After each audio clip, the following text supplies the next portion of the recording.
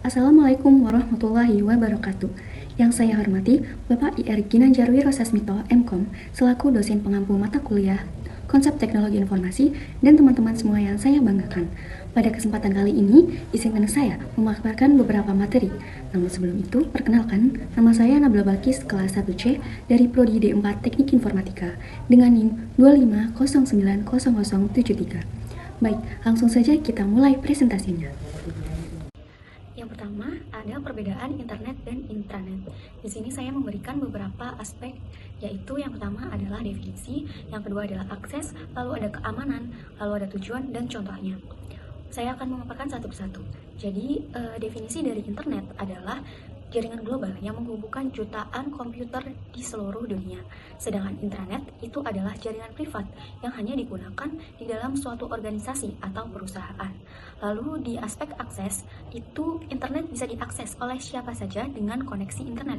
Sedangkan intranet itu hanya bisa diakses oleh anggota atau karyawan organisasi tersebut. Lalu dari aspek keamanan, internet itu lebih rentan terhadap ancaman karena sifatnya lebih terbuka. Sedangkan intranet itu lebih aman karena dibatasi aksesnya dan bisa dilindungi oleh firewall. Lalu yang keempat itu adalah tujuan. Jadi internet itu untuk berbagi informasi secara luas dan secara global. Namun intranet itu tujuannya untuk komunikasi dan berbagi informasi internal dalam organisasi saja. Contoh dari internet itu ada website, email publik, media sosial, dan lain-lain. Sedangkan contoh dari intranet itu adalah portal karyawan, sistem manajemen perusahaan, database internal, dan lain-lain. Lalu selanjutnya ada perbedaan antara internet dan ekstranet. Di sini saya juga memberikan beberapa aspek. Yang pertama adalah definisi, kedua adalah akses, yang ketiga adalah tujuan, keamanan, dan contoh. Nah, yang pertama di sini ada definisi. Internet itu adalah jaringan global publik yang menghubungkan komputer di seluruh dunia. Sedangkan ekstranet itu adalah jaringan privat yang memperluas internet agar bisa diakses oleh pihak luar manapun. Gitu. Lalu yang kedua ada akses. Jadi internet itu terbuka untuk semua orang dengan koneksi internet. Sedangkan ekstranet itu terbatas hanya untuk pengguna tertentu dari luar organisasi. Lalu yang ketiga ada aspek tujuan. Internet itu tujuannya untuk berbagi informasi dan layanan secara global dan publik. Sedangkan ekstranet itu adalah tujuannya untuk berbagi informasi dan kolaborasi dengan pihak eksternal yang bisa dipercaya. Lalu yang keempat ada aspek keamanan.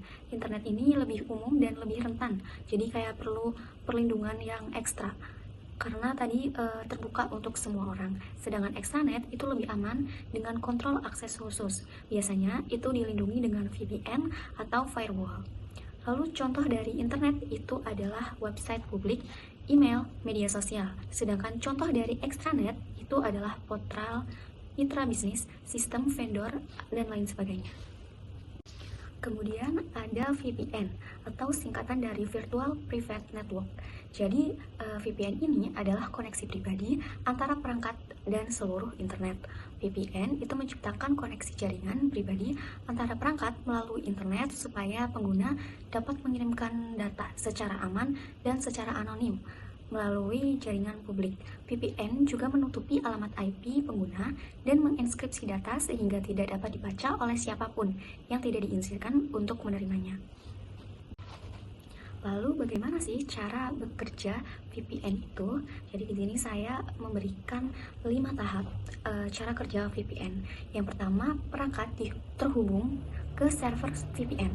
Jadi saat Anda mengaktifkan VPN, perangkat Anda tidak langsung terhubung ke internet. Namun perangkat Anda akan terhubung terlebih dahulu ke server VPN yang lokasinya bisa berbeda dengan posisi Anda saat itu. Nah, yang kedua itu ada data Anda dienkripsi. Nah, sebelum data Anda dienkripsi ke server VPN, jadi VPN itu akan menginskripsi atau mengacak data tersebut. Dengan demikian, jika ada pihak yang mencoba menyadap data Anda, mereka tidak akan bisa membaca informasi tersebut. Lalu yang ketiga itu ada data dikirim melalui terowongan aman.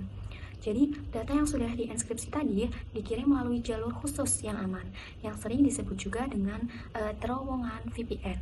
terowongan VPN ini melindungi data dari gangguan atau intersepsi pihak lain selama pengiriman. Nah, yang keempat itu ada server VPN meneruskan data ke internet. Nah, server VPN ini kemudian mengirimkan data tersebut ke situs web atau layanan yang Anda dapat akses. Karena data yang keluar melalui server VPN, alamat IP yang terlihat oleh situs tersebut adalah alamat IP server VPN, bukan alamat asli dari perangkat yang Anda miliki. Lalu yang terakhir itu adalah balasan dari internet yang dikirim kembali ke perangkat Anda. Jadi situs web itu mengirimkan balasan ke server VPN yang kemudian menginskripsi kembali data tersebut dan mengirimkannya ke perangkat Anda melalui terowongan aman. Lalu selanjutnya ada ISP atau singkatan dari Internet Service Provider. Jadi ISP itu adalah penyedia layanan internet. Jadi tanggung jawab utama dari ISP itu adalah menyebarkan jaringan internet ke masyarakat umum sehingga mereka dapat dengan mudah mengakses berbagai situs web di internet. Maka dari itu, segala jenis pekerjaan dapat diselesaikan dengan secara cepat. Selain itu, ISP juga melakukan sejumlah tugas lainnya. Contohnya yang pertama adalah menyediakan peralatan yang diperlukan untuk membuat koneksi internet. Lalu yang kedua adalah memungkinkan komunikasi audio, video, dan email dengan klien secara digital. Nah, yang ketiga itu menghubungkan pelanggan ke gateway internet yang terdekat. Lalu yang keempat membatasi akses pengguna dan penggunaan internet. Nah, terus gimana sih cara kerja dari ISP itu sendiri? Di sini saya merangkumkan menjadi 5 tahap cara kerja ISP. Jadi yang pertama itu adalah koneksi dari perangkat Anda ke ISP. Jadi saat Anda ingin mengakses sebuah internet, maka perangkat Anda akan mengirimkan permintaan untuk mengakses situs web atau layanan online ke ISP Anda. Lalu tahap yang kedua adalah ISP akan menerima dan memproses permintaan dari Anda. ISP ini bertugas untuk menghubungkan perangkat Anda dengan jaringan internet secara global. Setelah menerima permintaan dari perangkat Anda, ISP akan meneruskan permintaan tersebut ke server tujuan. Nah, yang ketiga, pengiriman data melalui jaringan ISP. Data yang Anda minta dari sebuah internet seperti web atau video atau file itu akan dikirimkan kembali oleh server tujuan melalui jaringan internet untuk menuju ke ISP Anda. Lalu yang keempat itu adalah ISP meneruskan data ke perangkat Anda. Jadi setelah ISP menerima data tersebut, ISP akan mengirimnya kembali ke perangkat Anda melalui jalur koneksi yang Anda gunakan, seperti kabel fiber optik, DSL, atau jaringan nirkabel. Lalu yang kelima itu adalah pengelolaan dan pemantauan koneksi. Jadi selain menghubungkan Anda dengan internet, ISP juga mengelola kecepatan, keamanan, dan kestabilan koneksi internet yang Anda gunakan. Nah, yang selanjutnya itu adalah TCP or IP. Nah, apa sih singkatan dari TCP or IP? Itu adalah singkatan dari Transmission Control Protocol or Internet Protocol. Jadi TCP ini bertugas untuk memastikan pengiriman data antar komputer secara andal dan secara berurutan. Sedangkan IP atau Internet Protocol itu bertugas untuk mengatur alamat dan rute pengiriman data agar sampai ke tujuan yang benar berdasarkan alamat IP.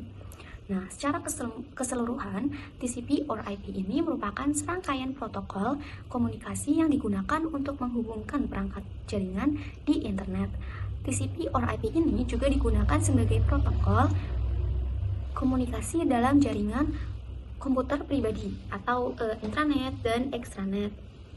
Rangkaian protokol dari TCP or IP ini berfungsi sebagai lapisan abstraksi antara aplikasi internet dan jaringan routing atau switching.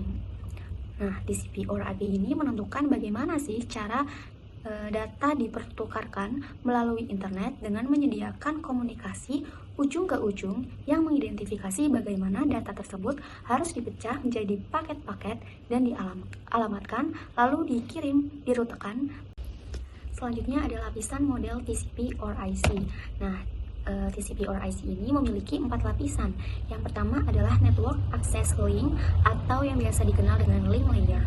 Fungsi utamanya itu untuk mengatur bagaimana data dikirim secara fisik melalui media jaringan seperti kabelan, wifi, dan lain-lain. Lalu yang kedua itu adalah Internet Layer. Fungsi utamanya itu untuk menentukan alamat IP dan rute pengiriman data antar jaringan. Lalu lapisan yang ketiga itu adalah Transport Layer. Fungsi utamanya untuk menyediakan komunikasi yang andal antar aplikasi. Dan disinilah TCP dan UDP bekerja.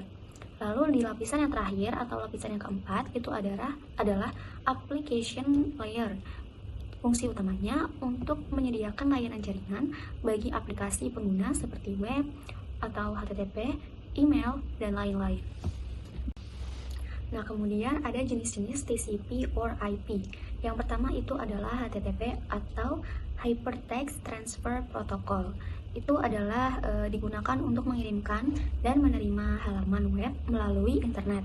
Lalu adalah FTP atau File Transfer Protocol. Ini digunakan untuk mentransfer file antara perangkat jaringan. Lalu adalah DNS atau Domain Name System. Nah, ini digunakan untuk mengonversi nama domain menjadi alamat IP yang sesuai. Lalu ada SSH atau Secure Shell. Ini digunakan untuk mengakses dan mengontrol perangkat jaringan dari jarak jauh dengan aman. Lalu, apa sih kelebihan dan kekurangan dari TCP dan IP itu? Nah, kelebihan yang pertama itu adalah universal. Maksudnya apa sih? Jadi, TCP or IP ini digunakan di seluruh dunia dan mendukung berbagai jenis perangkat dan jaringan. Lalu, kelebihan yang kedua adalah dapat digunakan lintas platform. Lalu, yang ketiga adalah mudah dikonfigurasi. Jadi, TCP IP ini mudah untuk dikonfigurasi dan digunakan dan memiliki banyak sekali tools yang tersedia untuk mengelola jaringan tersebut. Nah, lalu kelebihan yang terakhir itu adalah mendukung banyak protokol dan aplikasi. Lalu di sini ada kekurangan juga. Kekurangan yang pertama itu adalah di sistem keamanannya. TCP or IP ini rentan terhadap serangan keamanan dan mudah diretas atau dihack jika tidak teratur dengan benar. Lalu, kekurangan yang kedua itu adalah kurang efisien dalam penggunaan bandwidth. Jadi, TCP or IP ini memerlukan banyak sekali bandwidth untuk mengirimkan data sehingga dapat menjadi lambat pada jaringan yang sibuk. Lalu, kekurangan yang ketiga adalah kompleksitas. Jadi, TCP or IP ini memiliki banyak sekali fitur dan konfigurasi yang lebih kompleks, sehingga membutuhkan keterampilan dan pengetahuan secara teknis yang lebih tinggi untuk mengatur dan mengelola jaringan dengan benar.